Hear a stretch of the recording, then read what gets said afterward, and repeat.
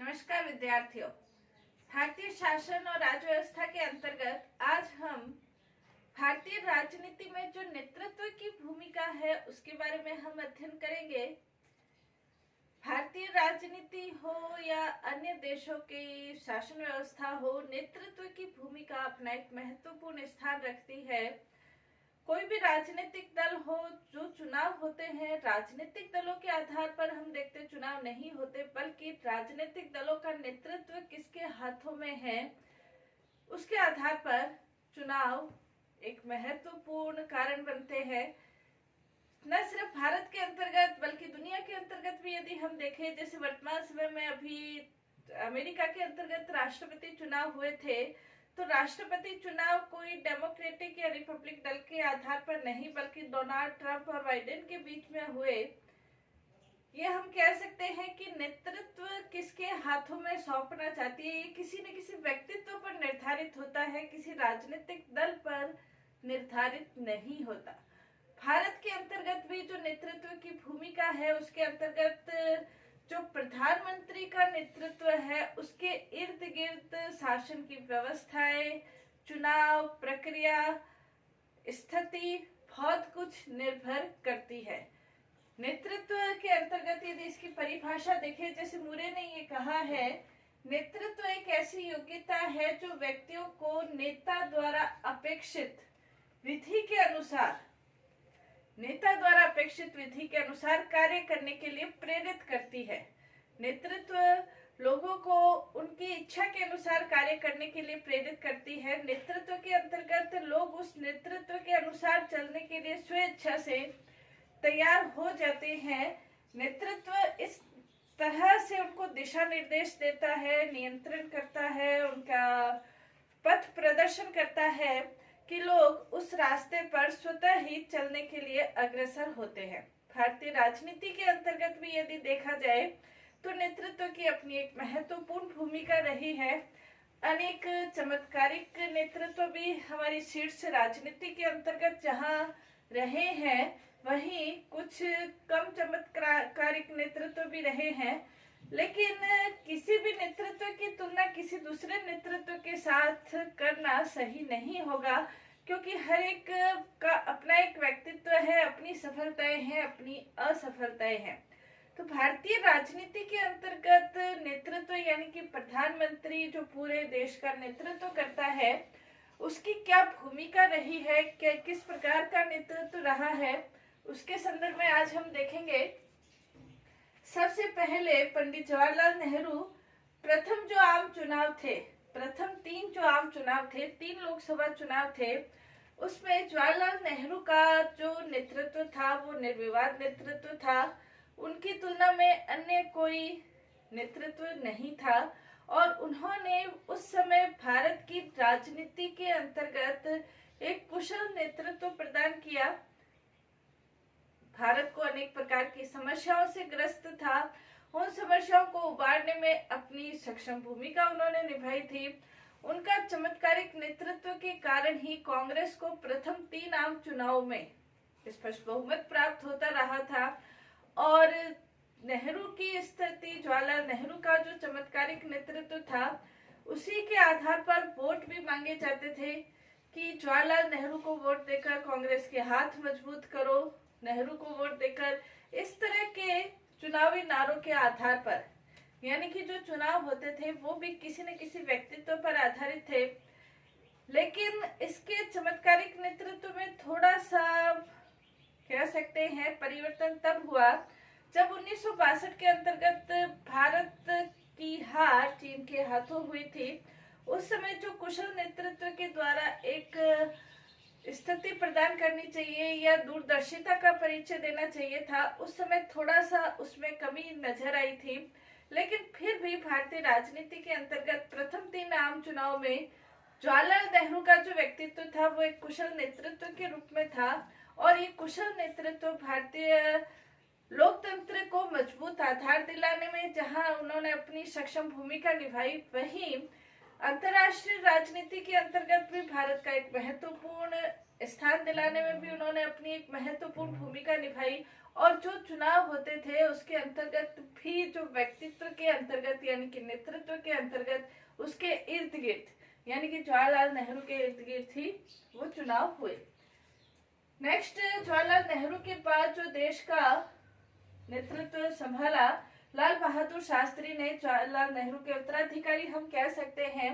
हालांकि जब उन्होंने अपना पद संभाला था उस समय उनका व्यक्तित्व इतना प्रभावशाली नहीं था, लेकिन उनके नेतृत्व के गुण ही थे जिन्होंने उनको एक दूरदर्शी, साहसिक निर्णय लेने वाला, तुरंत निर्णय लेने वाले प्रधानमंत्री के रूप में उनको प्रतिस्थापित किया था। और 1965 के जो युद्ध हुआ था, भारत पाकिस्तान युद्ध, उनके साहसिक, तुरंत, शीघ्र निर्णय लेने के कारण भारत को विजय प्राप्त हुई थी। तो उनके व्यक्तित्व, उनके नेतृत्वशीलता के कारण ही उनका जो व्यक्तित्व है कई गुना बढ़ गया था। तो जहां जब उन्होंने पद ग्रहण किया था तब उनका व्यक्तित्व बहुत आम व्यक्तित्व था, लेकिन अपनी नेतृत्व क्षमता के आधार पर उनका जो व्यक्तित्व है वो बहुत उजागर हुआ था। उसके बाद लाल बहादुर शास्त्री के बाद श्रीमती इंदिरा गांधी ने पद संभाला, कांग्रेस का पद संभाला। 1966 के अंतर्गत ही कांग्रेस का विभाजन हुआ, चतुर्थाम चुनाव हुए। 67 के अंतर्गत चतुर्थाम चुनाव हुए। चतुर्थाम चुनाव के अंतर्गत सत्ता कांग्रेस और संगठन कांग्रेस, कांग्रेस का विभाजन हुआ था, जिससे कांग्रेस की जो स्थिति है उसमें थोड़ा बहुत अंतर हुआ था। और उसी के कारण जो कांग्रेस के लोकसभा चुनाव थे, मतलब ये जब नेतृत्व में परिवर्तन हुआ और नेतृत्व में जब लोगों की आस्था कम हुई और कांग्रेस का विभाजन हुआ, तो उसके बाद जो उसकी लोकसभा में सीटें थी उसमें भी बड़ा भारी अंतर आया। 364 सीटों से चतुर्थाम चुनाव में 282 सीटें प्राप्त हुई थी। तो इसके आधार पर, लेकिन 1970 में श्रीमती गांधी का जो नेतृत्व था वो अचानक से बढ़ा और ये कहा गया, इंदिरा लाओ गरीबी हटाओ। लोगों का एक विश्वास इंदिरा गांधी में रहा और उनको ये लगने लगा कि इंदिरा गांधी के नेतृत्व में भारत की जो गरीबी है वो दूर होगी और भारत की गरीबी दूर होकर देश एक खुशहाल स्थिति की ओर, एक प्रगतिशील आर्थिक विकास की ओर बढ़ेगा। लेकिन जब स्थितियां कुछ सही नहीं रही, उस अनुसार कार्य नहीं हुआ, गरीबी जिस हिसाब से लोगों ने सोचा उस हिसाब से गरीबी दूर नहीं हुई। और 1975 में जब इंदिरा गांधी के ऊपर लोकसभा में धांधली करने के आरोप लगे, इलाहाबाद कोर्ट ने उनको कह भी दिया था। और उसके बाद जब उन्होंने इमरजेंसी लगा दी थी, आपातकालीन व्यवस्था लागू कर दी थी, उस समय नेतृत्व के संबंध में जो स्थिति है वो बिल्कुल परिवर्तित हो गई थी। 1971 में जो 5वीं लोकसभा के चुनाव हुए थे, जहां एकदम उनका नेतृत्व हाई लेवल पर था।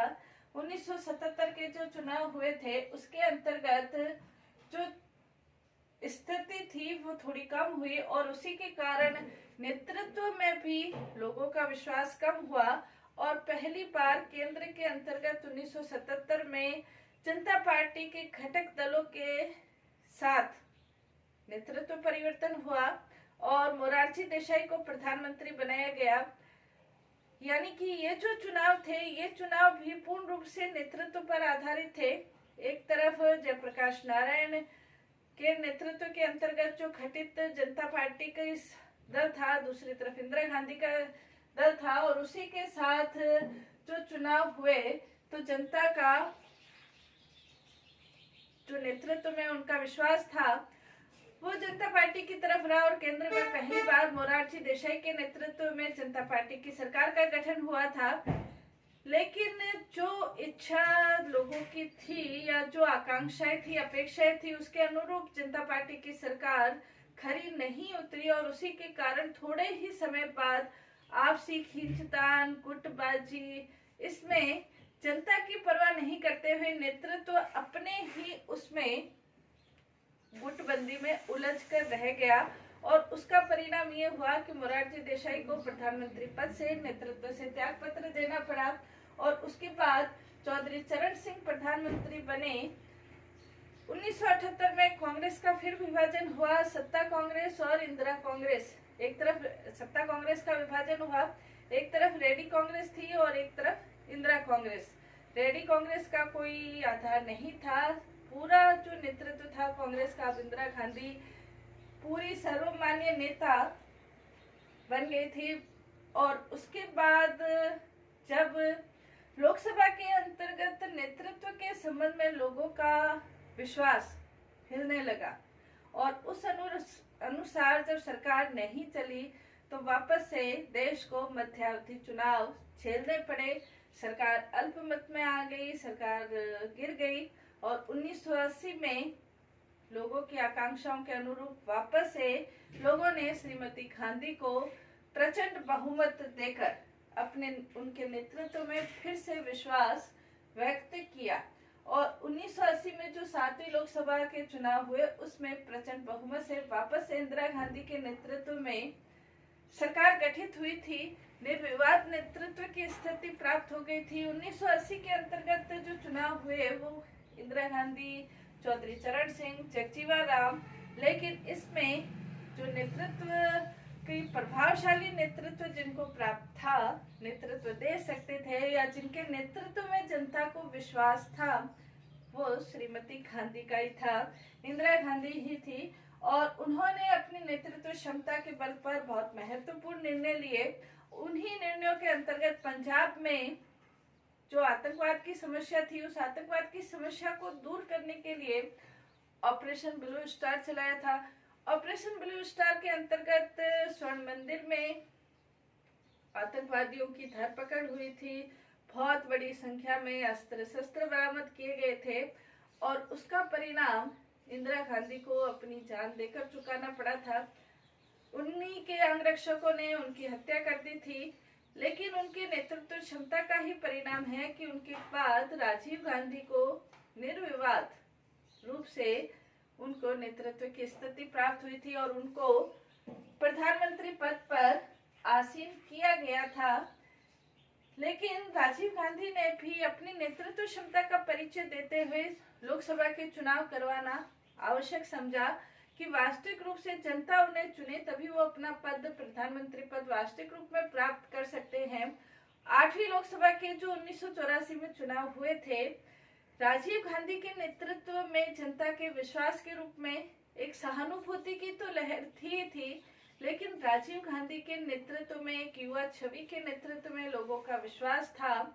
और 1984 के चुनाव के कुछ समय बाद ही 1985 में 1985 में असम समझौता, पंजाब समझौता लागू हुआ था और कुछ समय के लिए ऐसे लगने लग गया था कि ये जो नेतृत्व है ये देश की बड़ी जटिल जो समस्याएं हैं उनको सुलझा देगा या उन जो जटिल समस्याएं हैं उनको दूर भी कर देगा।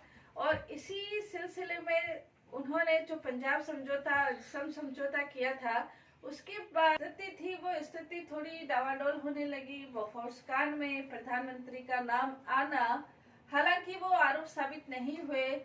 राष्ट्रपति और प्रधानमंत्री के विवाद की स्थिति पूरे भारत में जाहिर होना, तो ये स्थिति ऐसी बनी कि नेतृत्व में लोगों की आस्था फिर डगमगाने लगी और जिस युवा छवि देश के क्रांतिकारी विकास, प्रगतिशील विकास, तकनीकी विकास के प्रति लोगों की जो आशाएं थी वो थोड़ी धूमिल होने लगी और उसके कारण फिर लोगों ने नेतृत्व परिवर्तन करने चाहा। और उसी सिलसिले में फिर 9वीं लोकसभा के जो 1989 में चुनाव हुए, तीसरा मोर्चा और वाम मोर्चे, इन दोनों ने मिलकर चुनाव लड़े और उनकी बहुमत भी इनको प्राप्त हुआ था। मिली जुली सरकारों का एक संगठन बना और मिली जुली सरकारों के प्रधानमंत्री के रूप में वीपी सिंह ने नेतृत्व संभाला। वीपी सिंह अनेक दलों के, कह सकते हैं, सहयोग के आधार पर, गठबंधन के आधार पर उस सरकार के नेतृत्व संभाल रहे थे, लेकिन बिना राजनीतिक आधार के उन्होंने ऐसे निर्णय लिए जो कि जातीय और सांप्रदायिक दंगे भड़काने के लिए उत्तरदायी बने और इसी के कारण उन्हें 11 महीने बाद ही अपने पद से त्यागपत्र देना पड़ा। उसके बाद चंद्रशेखर प्रधानमंत्री बने। चंद्रशेखर ने हालांकि कुछ महत्वपूर्ण निर्णय लिए, लेकिन फिर भी एक सक्षम नेतृत्व देने में, सक्षम नेतृत्व की भूमिका में उन्हें सफल नहीं कहा जा सकता है। देश को फिर मध्यावधि चुनाव झेलने पड़े और 1991 के अंतर्गत वापस से नरसिम्हा राव के नेतृत्व में 10वीं लोकसभा के अंतर्गत नरसिम्हा राव प्रधानमंत्री के नेतृत्व में उन्होंने अपना पद ग्रहण किया। 1991 के अंतर्गत नरसिम्हा राव का दो भागों में, कुछ ये मानते हैं कि नरसिम्हा राव का जो नेतृत्व है वो बहुत कुशल नेतृत्व है। एक क्रांति, राजनीतिक क्रांति नेहरू के नेतृत्व में हुई और आर्थिक क्रांति नरसिम्हा राव के नेतृत्व में हुई। 1991 के अंतर्गत भारत को आर्थिक प्रगति की दिशा की और अग्रसर करने में नरसिम्हा राव के नेतृत्व की महत्वपूर्ण भूमिका रही है। उस समय गठबंधन की सरकार थी, गठबंधन से मिलकर प्रधानमंत्री पद ग्रहण किया गया था, लेकिन कुछ समय के बाद ही नरसिम्हा राव अपने कुशल नेतृत्व के आधार पर उन्होंने एक स्थायित्व की स्थिति प्राप्त कर ली थी। जो भारतीय राजनीति में जो अस्थायित्व की स्थिति 89 से चल रही थी, वो अस्थायित्व कुछ समय ऐसा लगने लगा कि अब ये स्थायित्व की स्थिति प्राप्त कर ली गई है। तो एक पक्ष है वो नरसिम्हा राव के नेतृत्व को कुशल नेतृत्व देता है, लेकिन कुछ ऐसी स्थितियां घटित हुई जिसके आधार पर कई उनके नेतृत्व पर क्वेश्चन मार्क भी लगाते हैं। 1992 में जब विवादित ढांचा ढहा दिया गया था और उस समय सरकार की जो असहाय स्थिति थी उसके आधार पर उनके नेतृत्व पर क्वेश्चन मार्क भी लगते हैं, लेकिन उन्होंने अपने 5 साल पूरे किए, लोकसभा के 5 साल पूरे किए और उसके बाद फिर 1996 में 11वीं लोकसभा के चुनाव हुए। 11वीं लोकसभा के चुनाव के बाद फिर किसी भी दल को कोई बहुमत प्राप्त नहीं हुआ, किसी भी नेतृत्व में लोगों की आस्था विश्वास नहीं बन रहा था और इसी में एच.डी. देवगौड़ा के नेतृत्व में प्रधानमंत्री पद एच.डी. देवगौड़ा ने संभाला। देवगौड़ा ने जो प्रधानमंत्री पद संभाला उसकी स्थिति ये थी कि उनको ना हिंदी अच्छी तरह से आती थी ना इंग्लिश आती थी और बार बार वो कर्नाटक जाते थे। इस कारण से उन्हें कर्नाटक के प्रधानमंत्री भी कहा गया। कुशल नेतृत्व के हिसाब से उनकी स्थिति सही नहीं कही जा सकती। उसके थोड़े ही समय बाद उन्होंने अपने पद से त्याग पत्र दे दिया। आई.के. गुजराल ने 1997 में अपना पद संभाला, लेकिन थोड़े ही समय बाद जहां देवगौड़ा एक कुशल किसान थे, वहीं आई.के. गुजराल के लिए ये कहा गया कि ये बुद्धिजीवी है, सरल कर्मठ बुद्धिजीवी के रूप में माने गए। लेकिन ये अस्थिति रही, अस्थायित्व की स्थिति रही भारतीय नेतृत्व के संदर्भ में और भारतीय राजनीति अस्थायित्व के दौर से गुजर रही थी। फिर अटल बिहारी वाजपेयी के नेतृत्व में 12वीं लोकसभा के चुनाव हुए। वाजपेयी का नेतृत्व एक कुशल नेतृत्व था, लेकिन मिलीजुली सरकारों के कारण वो कुशल नेतृत्व देने में स्वयं सक्षम नहीं हो पाए और शीघ्र ही 13 महीने के बाद ही 13वीं लोकसभा के चुनाव हुए। 13वीं लोकसभा के चुनाव के अंतर्गत राजनीतिक परिपक्वता का परिचय देते हुए पहली बार केंद्र के अंतर्गत गैर कांग्रेसी सरकार के 5 साल पूरे हुए और उसके बाद फिर डॉक्टर मनमोहन सिंह के नेतृत्व में 14वीं और 15वीं लोकसभा के चुनाव हुए। मनमोहन सिंह जहां एक कुशल अर्थशास्त्री थे, निष्पक्ष बेदाग छवि के मालिक थे और कर्मठ व्यक्तित्व थे, उनके नेतृत्व में दो जो लोकसभा चुनाव हुए, 14वीं लोकसभा चुनाव और 15वीं 2004-2009 के अंतर्गत नेतृत्व देने में वो सक्षम रहे। इसके बाद नरेंद्र मोदी के नेतृत्व में 2014 के अंतर्गत और 2019 के अंतर्गत 2014 और 2019 के अंतर्गत बीजेपी को 2014 में भी हालांकि गठबंधन के रूप में चुनाव लड़े गए थे, एनडीए के गठबंधन के रूप में लड़े गए थे, लेकिन बीजेपी को स्वयं स्पष्ट बहुमत प्राप्त हुआ 16वीं लोकसभा के अंतर्गत भी, 17वीं लोकसभा के अंतर्गत भी और देश को एक सक्षम कुशल नेतृत्व मिला जिसके अंतर्गत आंतरिक रूप से ऐसे मजबूत निर्णय लिए गए जो देश की प्रगति के प्रमुख आधार बने, जैसे अनुच्छेद 370 को हटाना, जीएसटी लागू करना, ये महत्वपूर्ण निर्णय लिए गए और इसके साथ ही साथ अंतर्राष्ट्रीय स्तर पर भी भारत की जो छवि है वो काफी कुछ सुधरी है।